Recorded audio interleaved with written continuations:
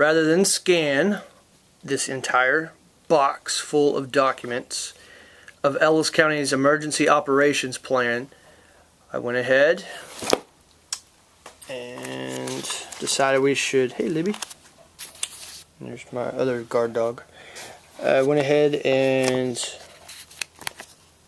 took them out. See, this is a big stack of documents here.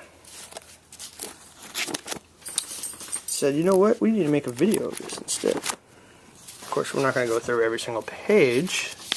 I just wanted to give viewers back at the Ellis County Observer on YouTube and elsewhere, just a kind of like a glance of what, yeah, it's all, you know, the planning, and just keys, what those words mean, the abbreviations, evacuation, hazard materials. I love the redacted stuff. That's kind of cool. And let's see. There really was no overbearing reason to get these. And not that the government, by the way, for those that know, that want to know, it's not for the government to even ask you why you want certain documents. They just have to give them to you unless they have a compelling reason not to.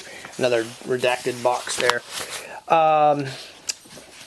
There was really no reason to get them other than I kind of got fueled when the county said, no, we don't think these should be released to the public, so we're going to ask the Attorney General to make a ruling. And that's where it got interesting, because at the time, this emergency operations plan, it was in the process of being approved. It had not been approved by the Commissioner's Court in full, but I wanted the documentation of what they were looking at before the final vote. That's what actually spurred the Attorney General to issue a ruling that no, you had to release the documentation. So this is $61 worth of public records here. And I mean, we just got everything from like communications, okay. There's actually a really good chart here. Fire Service Communication Network, see? Now why shouldn't the public know about that? Well, now they do. There's nothing wrong with, see how that goes?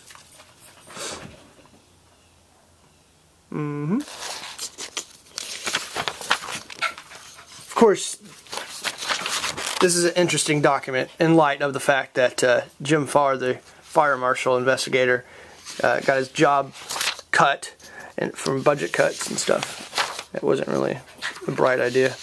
That's just my opinion. Let's see. Okay. Agreement between Ellis County and American Red Cross. Right there. See that? So if see, look there. Shelter, mass care, and human services. I think Brandy Owen's going to love these documents. I think more than anybody, Brandy Owen would have a field day with this. Because it was actually her. Think back to the candidate forum early last year in Midlothian. And it was Carol Bush, Kelly Kovar, and Brandy Owen all on one stage. And Brandy brought out the fact that emergency management is under the guise of the county judge's office. And some of the things were not being done. Like, you know, vaccination pods or whatever. The dispensing areas in the county. And so then we saw that this big movement by our county government to get all this stuff in gear. So kudos to Brandy for bringing that out. But again, that's the agreement with Red Cross for shelter, mass care, and human services, just in case of a natural disaster or act of terrorism probably or something. Let's see. Legal authorities. The county conducts its disaster preparedness and operations activities under these authorities. The Texas Disaster Act, Disaster Relief and Emergency Assistance Act, Texas Government Code Homeland Security Act there, County Authority Joint Resolutions, if any.